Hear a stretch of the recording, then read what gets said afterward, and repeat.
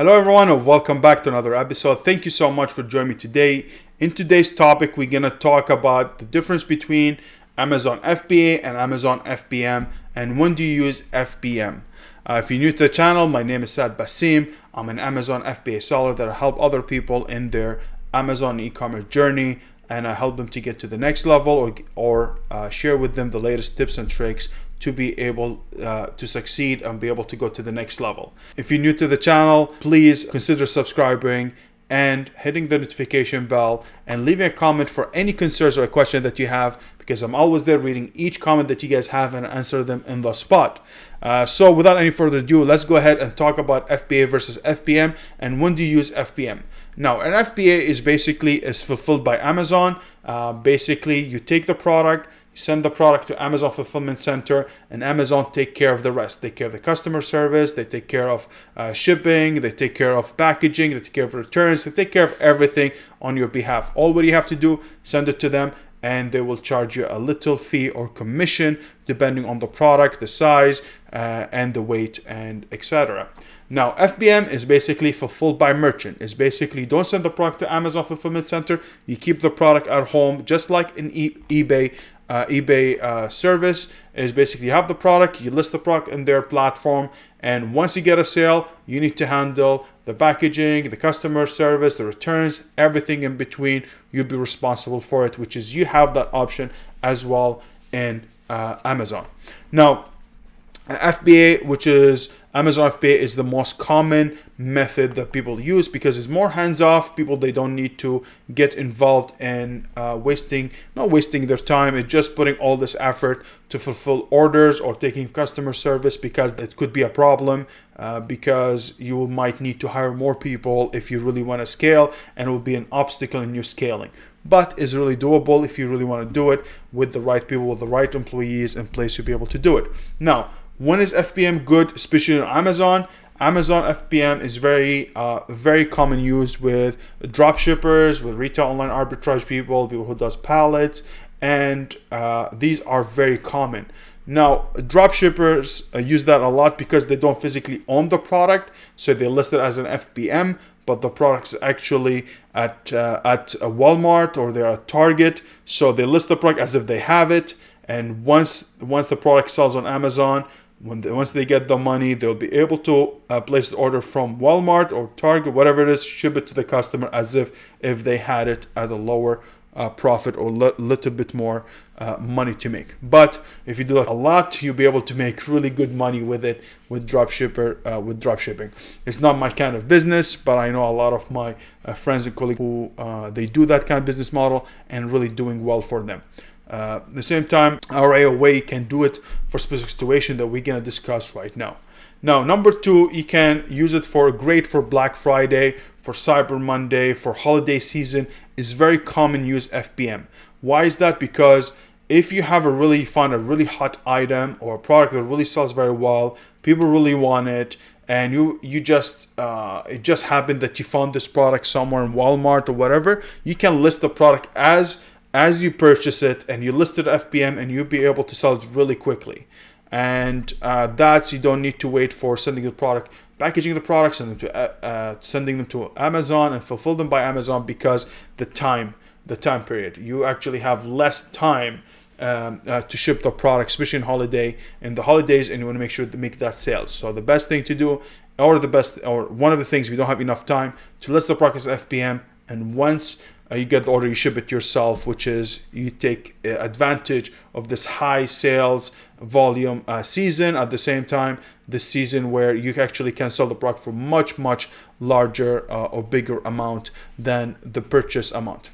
Number three, why you can use FBM is oversized items. Now, a lot of people, they buy, like for example, they bought a pallet, or they bought they have a product that's really big. For example, I don't know, let's say a whiteboard, or they have a Christmas tree or whatever it is. They don't want to send it to Amazon because of the storage fees. So the best thing they can do is have the product at home, and you will be able to sell it once the product comes in to save on storage. So the first one was drop shipping and some RAOA as explained. Number two, you can do, which is great for Black Friday, Cyber Monday, and holiday season, which is really good to have this FBM option because Amazon doesn't guarantee it. For example, this year, after December 3rd, they do not guarantee if you ship the products to be there on time for the Christmas time or for whoever wants to buy this product on Christmas, because they won't be able to process. They have a lot of people, so they do not guarantee it. So they have a deadline on December 3rd.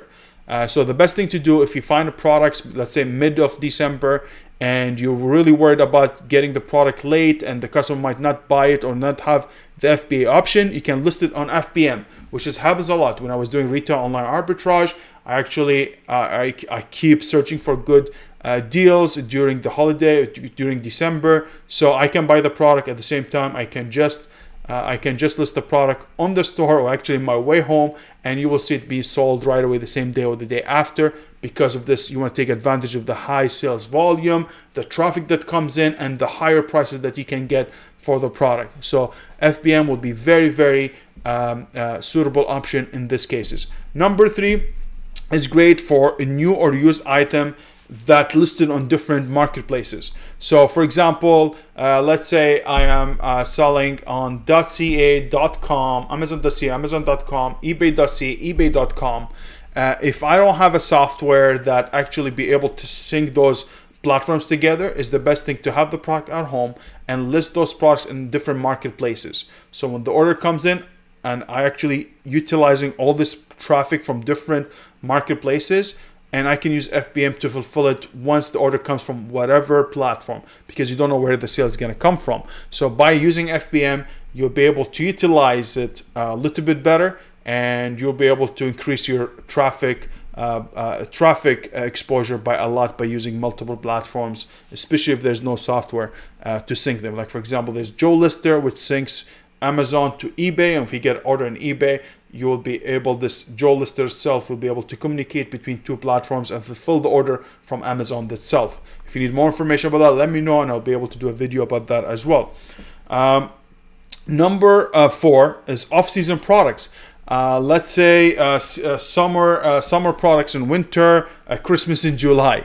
So there's a lot of time. For example, if I buy Christmas lights, they come in special after Christmas, and I buy a lot of them, and I know it's not the season for them, but maybe people use them for different uses or different usage or different way of using them.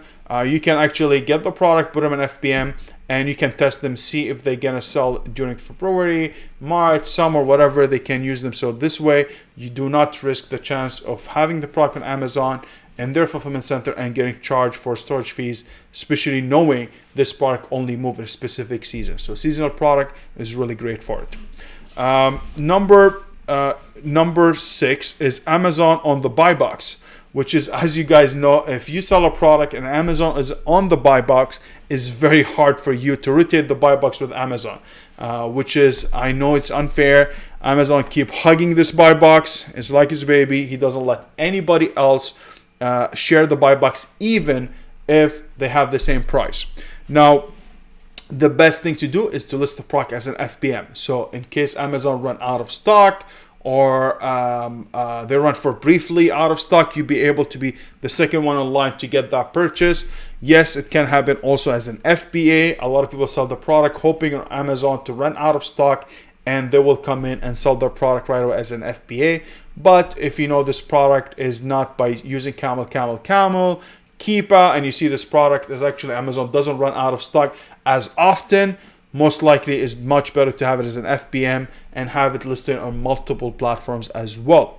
So guys, these are the differences between FBA and FBM. We'll discuss what's FBA, what's FBM. When to use FBM, I give you six methods or 6 ways or situations where you actually use FBM more than FBA. And I hope that was helpful. If it was helpful, please give us big thumbs up, subscribe to the channel, and hit the notification bell so every time we come out, so you can be the first one to watch us. We come every Wednesday and Saturday, and we bring a lot of value. So thank you so much, guys, for joining us. Thank you so much for watching. Thank you so much for your support.